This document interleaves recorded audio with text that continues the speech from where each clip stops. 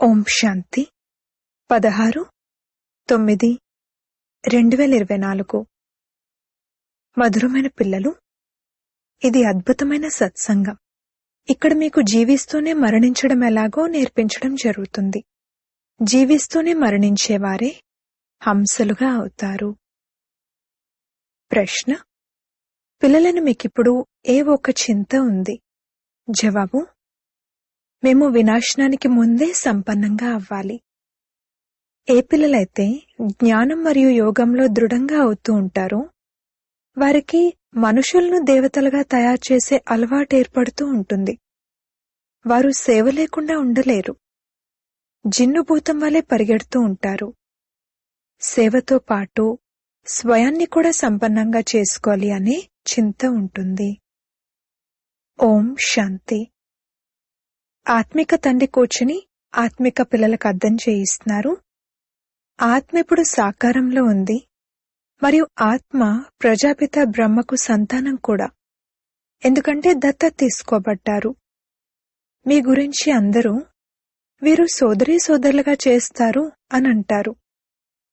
పిల్లలకు తండ్రి అర్థం చేయించారు, వాస్తవానికి ఆత్మలైన మీరు సోదరులు.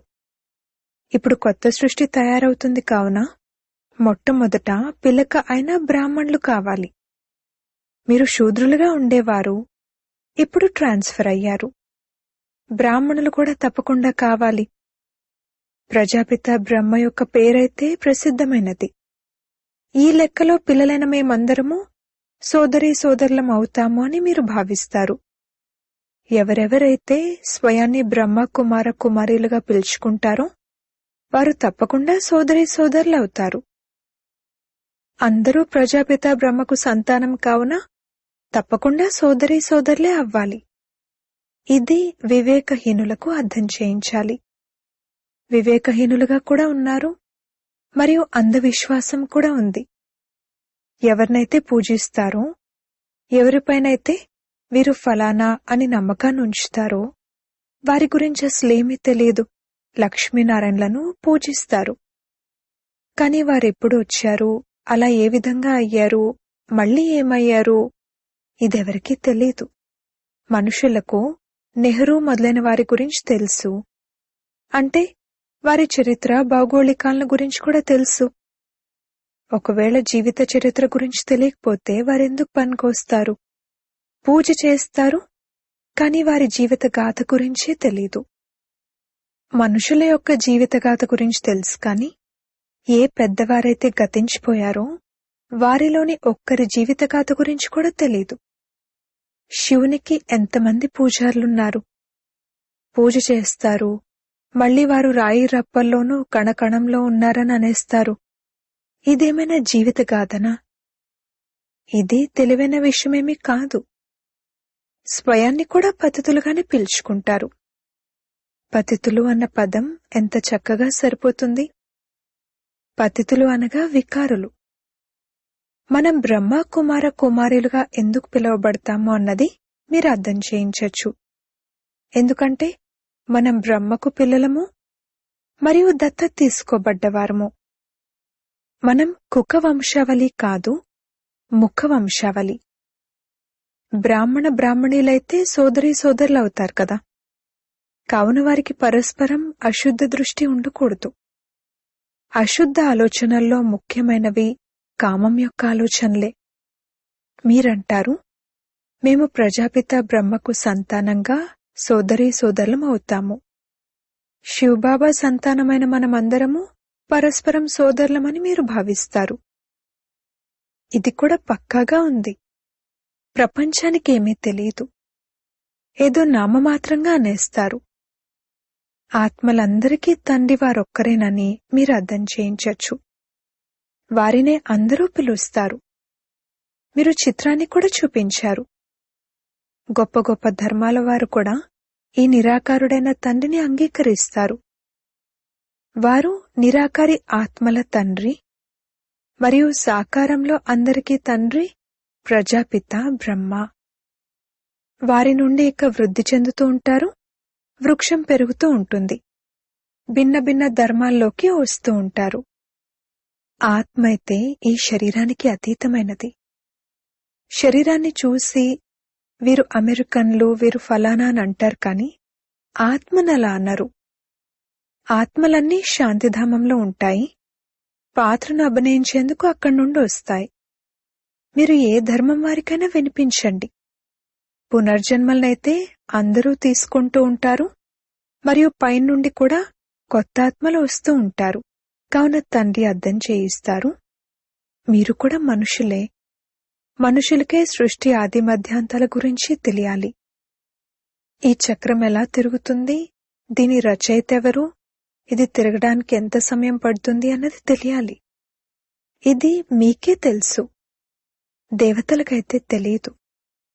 మనుషులే తెలుసుకుని మళ్లీ దేవతలుగా అవుతారు. మనుషులను దేవతలుగా తయారు చేసేవారు తండ్రి. తండ్రి తమ మరియు రచన యొక్క పరిచయాన్ని కూడా ఇస్తారు. మీకు తెలుసు, మనం బీజరూపుడైన తండ్రికి బీజరూపులమైన పిల్లలము. ఏ విధంగా తండ్రికి ఈ తలకిందుల వృక్షం గురించి తెలుసో అలాగే మనం కూడా తెలుసుకున్నాము.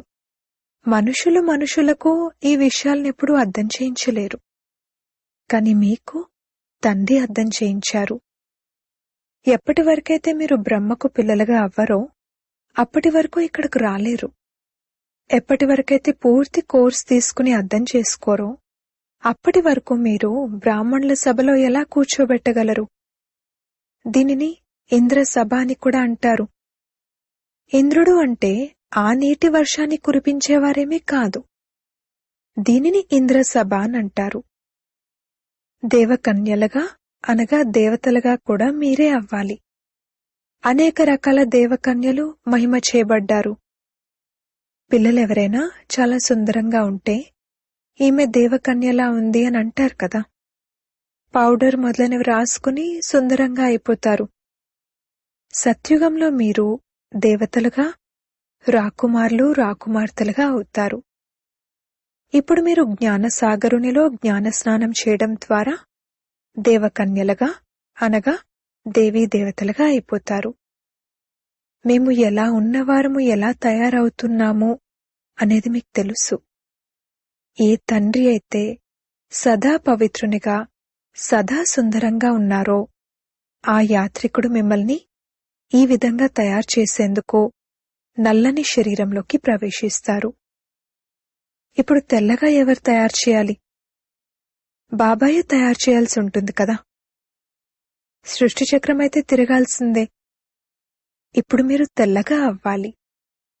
చదివించే జ్ఞానసాగరుడు ఒక్క తండ్రే. వారు జ్ఞానసాగరుడు, ప్రేమసాగరుడు. ఆ తండ్రి మహిమ ఏదైతే గానం చేయబడుతుందో అది లౌకిక తండ్రికేమైనా ఉంటుందా? అనంతమైన తండ్రికే మహిమ ఉంది. వారినే అందరూ పిలుస్తారు, మమ్మల్ని ఈ విధంగా మహిమాయోగ్యులుగా చెయ్యండి అని. ఇప్పుడు మీరు నంబర్వార్ పురుషార్థానుసారంగా అలా తయారవుతున్నారు కదా. చదువులో అందరూ ఒకే విధంగా ఉండరు. రాత్రికి పగలకు ఉన్నంత తేడా ఉంటుంది కదా. మీ వద్దకు ఎంతో మంది వస్తారు. బ్రాహ్మణులుగా తప్పకుండా అవ్వాలి. ఆ తర్వాత కొందరు బాగా చదువుతారు, కొందరు తక్కువగా చదువుతారు. ఎవరైతే చదువులో అందరికన్నా మంచిగా ఉంటారో వారు ఇతరులను కూడా చదివించగలుగుతారు. ఎన్ని కాలేజీలు మొదలైనవి వెలువడుతూ ఉంటాయని మీరు అర్థం చేసుకోగలరు. బాబా కూడా అంటారు, ఎటువంటి కాలేజ్ను తయారు చేయండి, ఈ కాలేజ్లో రచయిత మరియు రచన యొక్క ఆది మధ్యాంతాల జ్ఞానం లభిస్తుంది అని ఎవరైనా అర్థం చేసుకోగలగాలి. తండ్రి భారత్లోకే వస్తారు కావున భారత్లోనే కాలేజీలు తెరవబడుతూ ఉంటాయి. మున్ముందు విదేశాల్లో కూడా తెరుచుకుంటూ ఉంటాయి. ఎన్నో కాలేజీలు యూనివర్సిటీలు కావాలి కదా. అక్కడికి ఎంతో మంది వచ్చి చదువుకుంటారు. మళ్ళీ ఎప్పుడైతే చదువు పూర్తయిపోతుందో అప్పుడు దేవీదేవత ధర్మంలోకి అందరూ ట్రాన్స్ఫర్ అయిపోతారు. అనగా మనుషుల నుండి దేవతలుగా అయిపోతారు. మీరు మనుషుల నుండి దేవతలుగా అవుతారు కదా. మనుషుల నుండి దేవతలుగా తయారు చేసేందుకు భగవంతునికి ఎంతో సమయం పట్టదు అన్న గాయనం కూడా ఉంది. ఇక్కడిది మనుషుల ప్రపంచం, అది దేవతల ప్రపంచం. దేవతలకు మరియు మనుషులకు మధ్యన రాత్రికి పగలకు ఉన్నంత తేడా ఉంది. పగలులో దేవతలుంటారు, రాత్రిలో మనుషులుంటారు. అందరూ భక్తులే, పూజారులే. ఇప్పుడు మీరు పూజార్ల నుండి పూజ్యులుగా అవుతారు. సత్యుగంలో శాస్త్రాలు, భక్తి మొదలైన వాటి మాటే ఉండదు. అక్కడ అందరూ దేవతలే. మనుషులు భక్తులుగా ఉంటారు, మనుషులే మళ్ళీ దేవతలుగా అవుతారు. అది దైవీ ప్రపంచం. దీనిని ఆసురీ ప్రపంచం అని అంటారు. రామరాజ్యం మరియు రావణ రాజ్యం.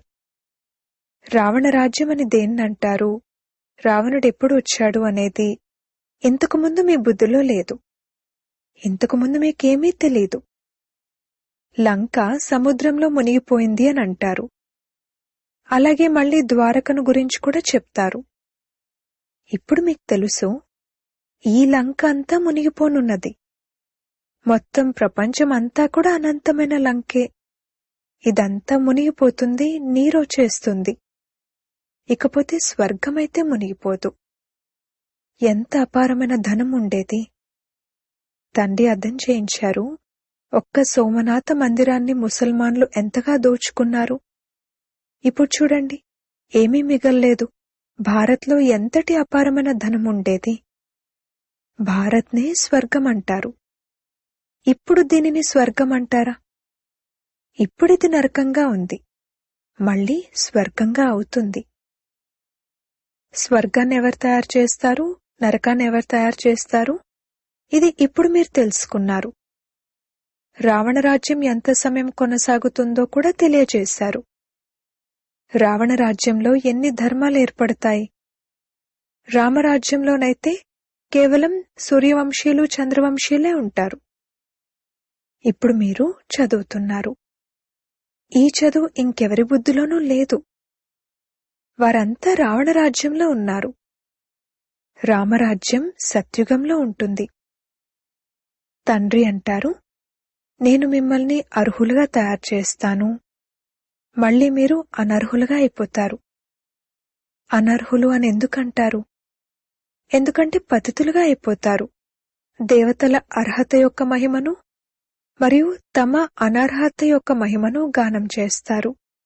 తండ్రి అర్థం చేయిస్తారు, మీరెప్పుడైతే పూజ్యులుగా ఉండేవారో అప్పుడు కొత్త ప్రపంచం ఉండేది. చాలా కొద్దిమంది మనుషులే ఉండేవారు. మొత్తం విశ్వానికి మీరే యజమానులుగా ఉండేవారు. ఇప్పుడు మీకెంతో సంతోషం ఉండాలి. సోదరీ సోదరులుగానైతే అవుతారు కదా. వాళ్ళంటారు, మీరు ఇల్లు వాకిళ్లను వదిలించేస్తారు అని. వారే మళ్లీ వచ్చి ఎప్పుడైతే శిక్షణ తీసుకుంటారో అప్పుడు ఇక్కడకు రావడం ద్వారా జ్ఞానం చాలా బాగుంది అని అర్థం చేసుకుంటారు.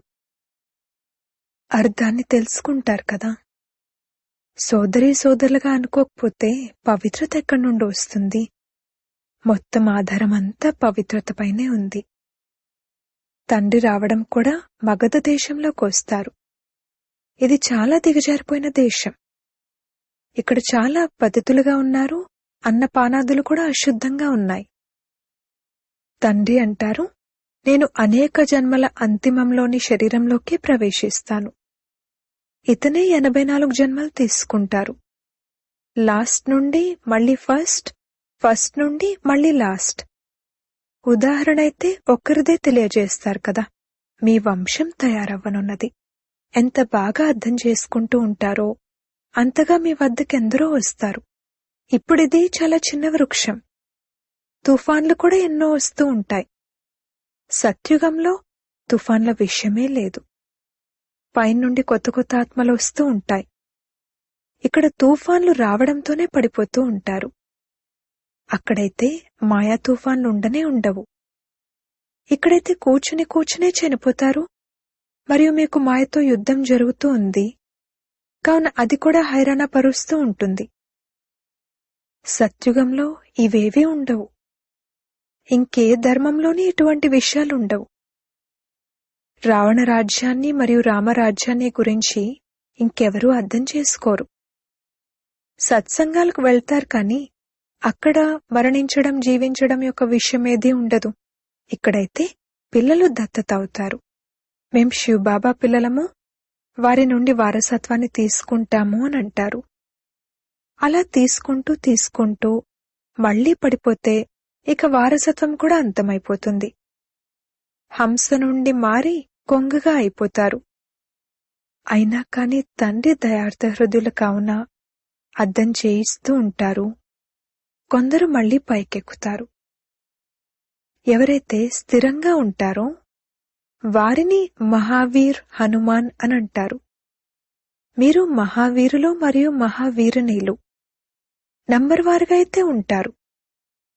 అందరికన్నా పెహల్వాన్ను మహావీరన్ అంటారు.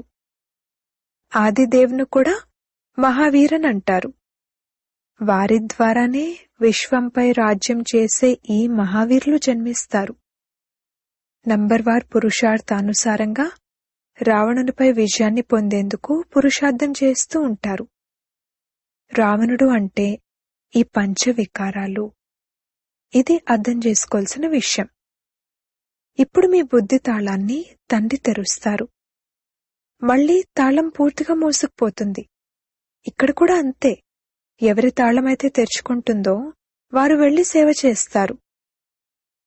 తండ్రి అంటారు, మీరు వెళ్లి సేవ చేయండి. ఎవరైతే బురదలో పడిపోయారో వారిని బయటకు తీయండి. అంతేకాని మీరు కూడా బురదలో పడిపోవడం కాదు. మీరు బయటపడి ఇతరులను కూడా బయటకు తీయండి. విషయ వైతరణి నదిలో అపారమైన దుఃఖం ఉంది. ఇప్పుడు అపారమైన సుఖాలలోకి వెళ్ళాలి. ఎవరైతే అపారమైన సుఖాన్ని ఇస్తారో వారి మహిమను గానం చేయడం జరుగుతుంది. దుఃఖాన్నిచ్చే రావణుడికి మహిమ ఎక్కడైనా జరుగుతుందా? రావణుణ్ణి అసురుడని అంటారు. తండ్రి అంటారు, మీరు రావణరాజ్యంలో ఉండేవారు. ఇప్పుడు అపారమైన సుఖాన్ని పొందేందుకు మీరిక్కడికి వచ్చారు. మీకు ఎంతటి అపారమైన సుఖాలు లభిస్తాయి. మీకెంత సంతోషం ఉండాలి. అలాగే జాగ్రత్తగా కూడా ఉండాలి. పొజిషన్ అయితే నంబర్ వారుగా ఉంటుంది. ప్రతి ఒక్క నటుడి పొజిషన్ వేర్వేరు. అందరిలోనైతే ఈశ్వరుడు ఉండరు. తండ్రి కూర్చుని ప్రతి ఒక్క విషయాన్ని అర్థం చేయిస్తారు. మీరు తండ్రిని మరియు రచన ఆది మధ్యాంతాలను నంబర్వార్ పురుషార్థానుసారంగా తెలుసుకుంటారు. నంబర్వార్ చదువుపైనే మార్కులు లభిస్తాయి. ఇది అనంతమైన చదువు. ఇందులో పిల్లలు ఎంతో అటెన్షన్తో ఉండాలి. చదువును ఒక్కరోజు కూడా మిస్ చేయకూడదు. మనం విద్యార్థులము, గాడ్ ఫాదర్ చదివిస్తారు.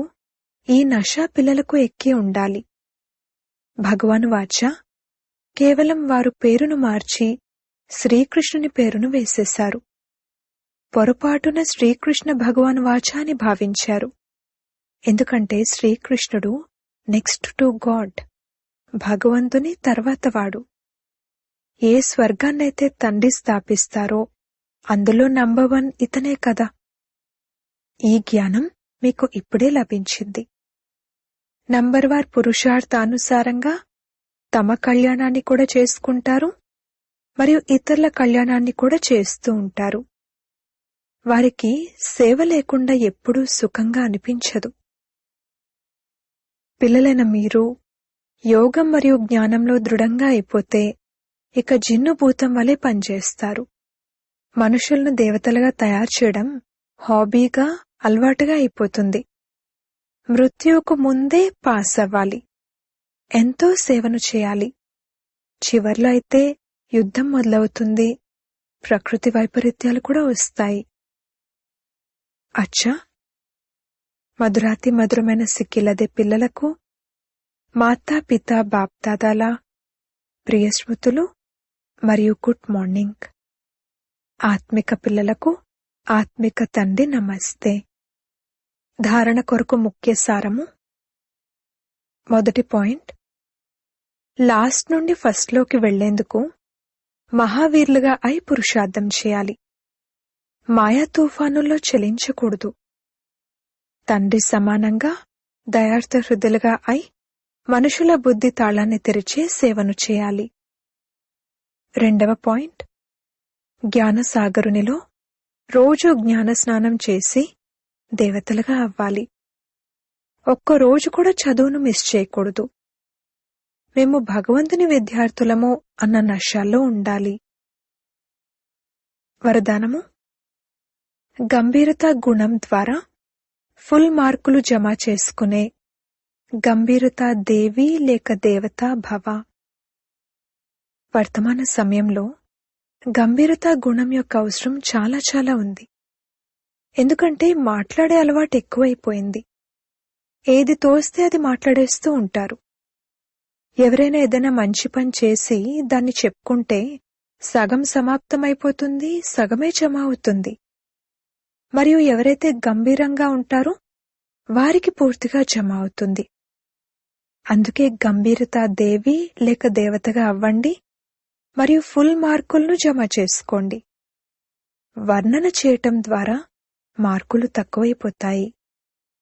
స్లోగన్: బిందు రూపంలో స్థితులైనట్లయితే సమస్యలకు క్షణంలో బిందువు పెట్టగలరు. ఓం శాంతి.